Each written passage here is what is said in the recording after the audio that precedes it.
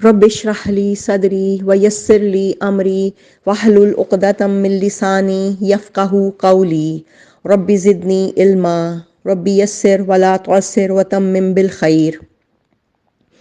بسم اللہ الرحمن الرحیم۔ السلام علیکم۔ نبی کریم صلی اللہ علیہ وآلہ وسلم کا سلسلہ نسب 3 حصوں پر تقسیم کیا جا سکتا ہے۔ جیسا کہ ہم پڑھ چکے ہیں کہ نبی کریم صلی اللہ علیہ وآلہ وسلم جب اپنا سلسلہ نسب بیان فرماتے تو عدنان پر آ کر رک جاتے، جو کہ یہ ہے: محمد صلی اللہ علیہ وآلہ وسلم بن عبداللہ بن عبد المطلب بن ہاشم بن عبد مناف بن قصی بن کلاب بن مرہ بن کعب بن لوئی بن غالب بن فہر بن مالک بن نضر بن کنانہ بن خزیمہ بن مدرکہ بن الیاس بن مدر بن نزار بن معد بن عدنان۔ نبی کریم صلی اللہ علیہ وآلہ وسلم سے عدنان تک کا جو سلسلہ ہے وہ محفوظ ہے۔ اس کو ہم پہلا حصہ کہہ سکتے ہیں۔ دوسرا حصہ عدنان سے اوپر حضرت ابراہیم علیہ السلام تک، اور پھر تیسرا حصہ حضرت ابراہیم علیہ السلام سے حضرت آدم علیہ السلام تک۔ یہ سلسلہ نسب ہم نے ساتھ اٹیچ بھی کیا ہے، اور امید ہے کہ ہم اسے یاد کرنے کی کوشش بھی کریں گے انشاءاللہ۔ نبی کریم صلی اللہ علیہ وآلہ وسلم کا خانوادہ اپنے جد اعلیٰ ہاشم بن عبد مناف کی نسبت سے خانوادہ ہاشمی کے نام سے معروف ہے۔ تو اب ہم ہاشم اور ان کے بعض افراد کے مختصر حالات کا جائزہ لیں گے۔ ہاشم، ہم بتا چکے ہیں کہ جب بنو عبد مناف اور بنو عبد الدار کے درمیان عہدوں کی تقسیم پر مصالحت ہو گئی تو عبد مناف کی اولاد میں سے ہاشم ہی کو سقایا اور افادہ یعنی حجاج اکرام کو پانی پلانے اور ان کی میزبانی کرنے کا منصب حاصل ہوا۔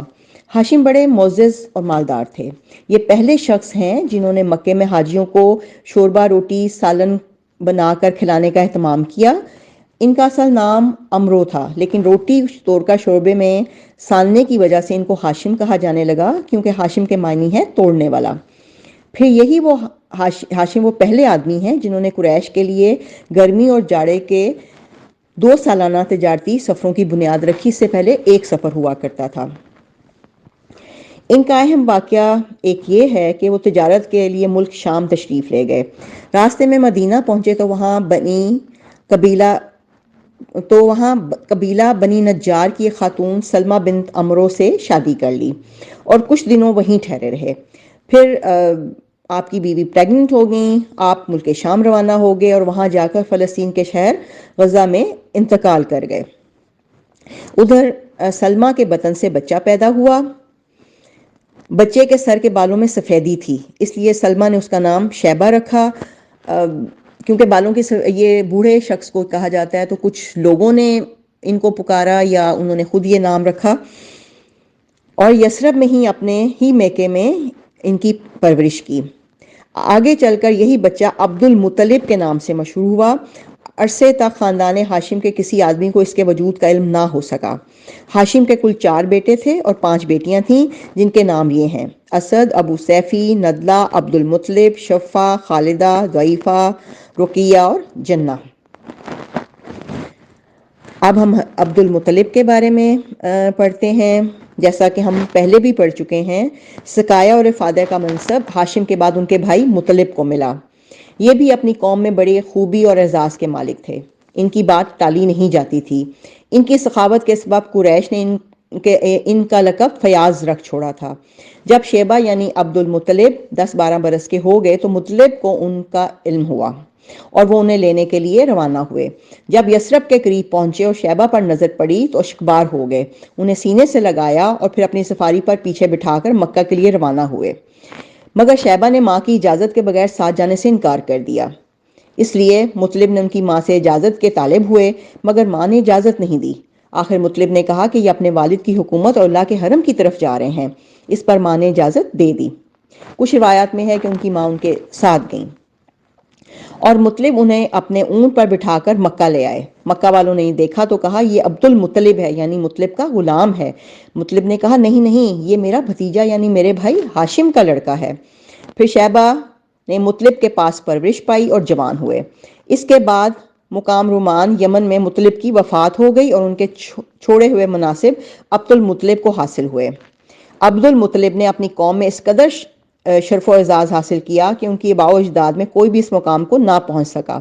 قوم نے انہیں دل سے چاہا اور ان کی بڑی عزت و قدر کی۔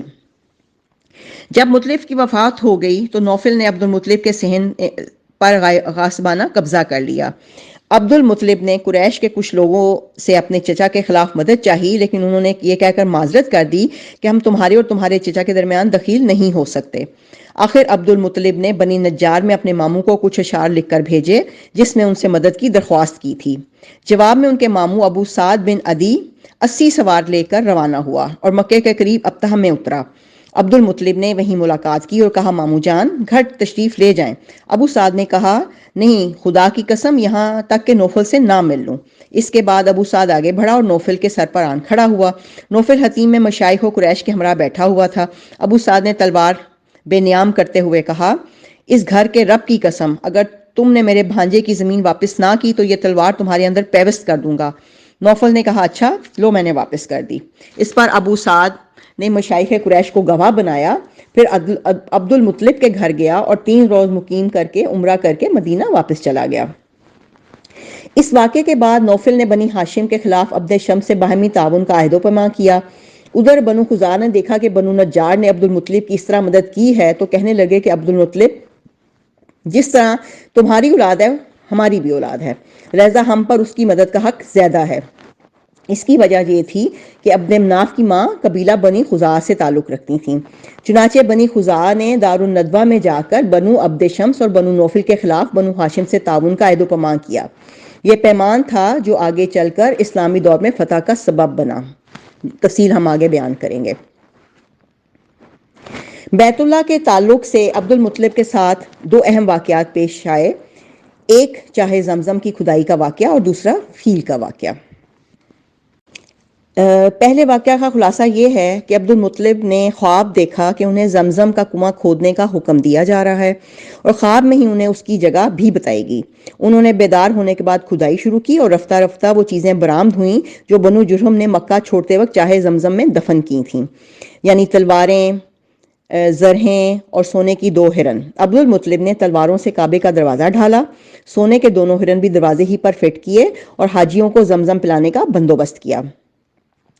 کھدائی کے دوران یہ واقعہ بھی پیش آیا کہ جب زمزم کا کنواں نمودار ہو گیا تو قریش نے عبد المطلب سے جھگڑا کیا اور مطالبہ کیا کہ ہمیں بھی کھدائی میں شریک کر لو۔ عبد المطلب نے کہا میں ایسا نہیں کر سکتا، میں اس کام کے لیے مخصوص کیا گیا ہوں، لیکن قریش لوگ باز نہ آئے، یہاں تک کہ فیصلے کے لیے بنو سعد کی کاہنہ عورت کے پاس جانا طے ہوا اور لوگ مکہ سے روانہ بھی ہو گئے، لیکن راستے میں اللہ تعالیٰ نے انہیں ایسی علامات دکھلائیں کہ وہ سمجھ گئے کہ زمزم کا کام قدرت کی طرف سے عبد المطلب کے ساتھ مخصوص ہے، اس لیے راستے ہی سے پلٹ آئے۔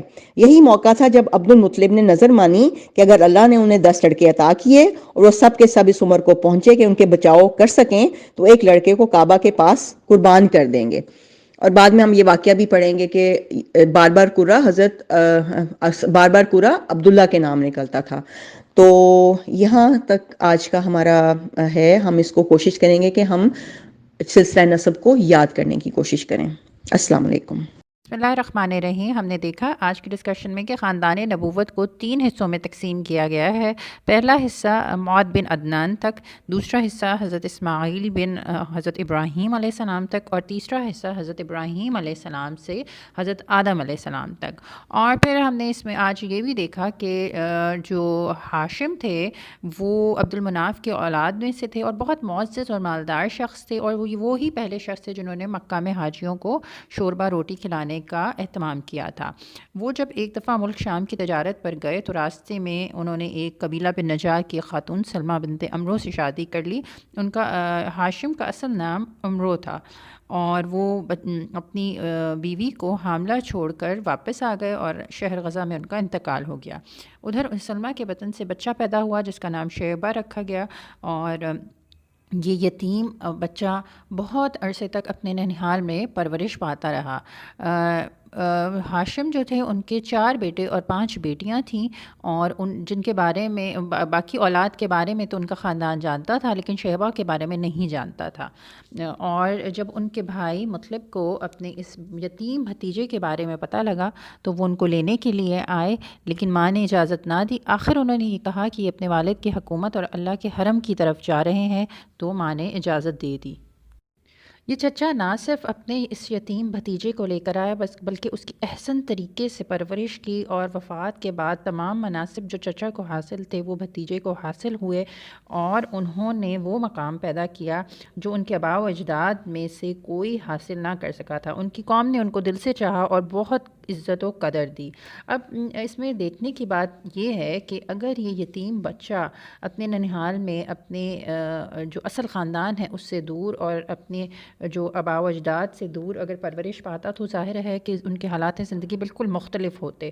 ان کے چچا نے نہ صرف یتیم بھتیجے کو وہ لے کر آئے بلکہ ان کی احسن طریقے سے پرورش کی اور ان کو تمام مناصب میں حصہ دیا، اور ساتھ ساتھ عزت و وقار عطا کیا۔ جب وہ لے کر آئے تھے تو مکہ والوں نے کہا یہ مطلب کا غلام ہے، مطلب نے کہا نہیں، یہ میرا بھتیجا ہے اور میرے بھائی ہاشم کا لڑکا ہے۔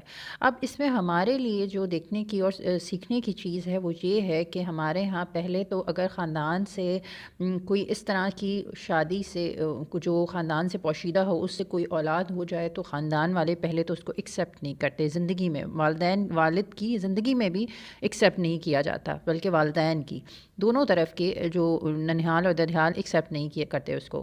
سیکنڈلی ایک اور بات یہ کہ کہاں تو اس کو ایکسیپٹ کرنا، دوسرا ایون جب بھائی حیات بھی نہیں ہے، وہ بھائی جن کا وہ اولاد ہے، اور پھر اس یتیم بھتیجے کی اس کو لانا، اس کو پرورش کرنا، اور نہ صرف پرورش کرنا بلکہ جائیداد میں مناصب میں حصہ بھی دینا، تو اس سے ہمیں یتیم کی کفالت کا ایک بہت بڑا ہمیں اس سے سبق ملتا ہے۔ اور ہم جانتے ہیں کہ اسلام نے یتیم کی کفالت پر بہت زیادہ زور دیا ہے۔ سورہ بنی اسرائیل میں آیت نمبر 34 میں اللہ تعالیٰ فرماتے ہیں کہ یتیم کے مال کے قریب بھی نہ پھٹکو، اور سورہ نساء کی ابتدائی چند آیات میں بھی یتیموں کے ساتھ معاشرت کے بہترین اصول اور احکام بیان کیے گئے ہیں۔ اللہ تعالیٰ فرماتے ہیں کہ یتیموں کو ان کا مال دو اور ان کے مال کو تبدیل نہ کرو، ان کے مال کے ساتھ اپنے مال کو ملا کر مت کھاؤ، اور اگر اپنے مال کے ساتھ ملاؤ گے تو یہ بہت بڑا گناہ ہے۔ اگر یتیم لڑکیوں کے حق میں ناانصافی کا ڈر ہو تو ان سے نکاح کر لو، جب یتیموں میں صلاحیت پاؤ تو ان کا مال ان کے حوالے کر دو۔ تو اور قرآن میں سورہ کہف میں حضرت موسیٰ اور حضرت خضر علیہ السلام کا جو واقعہ ہے، جس میں جو ٹیڑھی دیوار کو درست کرنے کی نشاندہی کی گئی تھی وہ بھی یتیموں کا، کیونکہ اس کے نیچے یتیموں کا مال دفن تھا۔ اسی طرح سورہ ماؤن میں اللہ تعالیٰ فرماتا ہے کہ آخرت کو جھٹلانے والے کی نشانی یہ ہے کہ وہ یتیموں کو دھکے دیتا ہے، اور سورہ زحا میں اللہ تعالیٰ یتیم کو جھڑکنے سے منع فرماتا ہے۔ یعنی قرآن میں بے شمار جگہ ہم دیکھتے ہیں کہ یتیموں کے ساتھ اچھا سلوک اور یتیموں کے حقوق کے بارے میں بار بار بات کی گئی ہے، اور نہ صرف قرآن میں بلکہ احادیث میں بھی ہم دیکھتے ہیں کہ حضور صلی اللہ علیہ وسلم نے یتیموں کی پرورش پر بہت زیادہ زور دیا۔ جو یتیموں کا مال ناحق کھاتا ہے وہ اپنے پیٹوں میں انگارے بھر رہے ہیں، یہ قرآن میں اللہ تعالیٰ ارشاد فرماتا ہے، اور حضور صلی اللہ علیہ وسلم نے بہترین گھر اس گھر کو قرار دیا جس میں ایک یتیم باعزت طریقے سے پرورش پا رہا ہو۔ اب ہمیں اصل دیکھنا یہ ہے کہ ہم ہو سکتا ہے کہ اپنی زندگیوں میں جو باہر جن کو ہم نہیں جانتے یتیم، ان کا پھر بھی کسی حد تک خیال کر لیتے ہیں، کچھ ان کو صدقہ خیرات زکوٰۃ میں حصہ دے دیتے ہیں، لیکن جو اصل ہمارے لیے سیکھنے اور سوچنے کی چیز ہے وہ یہ ہے، کیا ہم کبھی اپنے خاندان میں ہم نے یہ غور کیا کہ کون ایسا بچہ ہے یا کون ایسا گھر ہے، کون سا ایسا گھر ہے جہاں کوئی یتیم ہے اور جس سے خاندان والے، ہمارے اپنے ہی خاندان والے جو ہے وہ اچھا سلوک نہیں کر رہے، یا کہیں نہ کہیں اس یتیم کی حق تلفی ہو رہی ہے؟ کیا کبھی ہم نے اس کے حق میں آواز بلند کی؟ کیا ہم نے کبھی اس کے بارے میں بات کی؟ تو آج کی اس ڈسکشن میں سب سے اہم چیز وہ یہ ہے کہ ہمیں اپنے ارد گرد اپنے خاندان میں ہی نظر دوڑانے کی ضرورت ہے کہ کہیں کوئی ایسا گھر ہے تو نہیں کہ جہاں یتیم ہو اور اس کے ساتھ ناروا سلوک ہو رہا ہو۔ تو آج سے ہم یہ سوچیں گے اور دیکھیں گے کہ کون سی ایسا ہم نے دیکھنا یہ ہے کہ ہمارے ارد گرد ہمارے کولیگز، دوست احباب، ہمارے ننھیال ددھیال خاندان میں، سسرال میں کہیں بھی کوئی ایسا یتیم ہے جس کے بارے میں اس کے حقوق اتنے زیادہ صحیح ادا نہیں کیے جا رہے، یا اس کے ساتھ کوئی بہت اچھا سلوک نہیں ہو رہا، یا کہیں اس کی حق تلفی ہو رہی ہے، تو سب سے پہلے تو ہمیں اپنے آپ کو ضرورت ہے کہ ہم ایسے لوگوں کو تلاش کریں۔ دوسرا، پھر ہم قرآن و سنت کے ذریعے اس علم کو اپنے ارد گرد کے لوگوں تک پہنچا سکتے ہیں، اور ان کی حق تلفی اور ان کے حق یتیموں کے حقوق کے بارے میں ہم لوگوں کو اویئر کر سکتے ہیں۔ اور اللہ، آخر میں میری دعا ہے کہ اللہ تعالیٰ ہمیں یتیموں کے حقوق ادا کرنے کی توفیق عطا فرمائے اور ان کی حق تلفی سے بچائے۔ آمین۔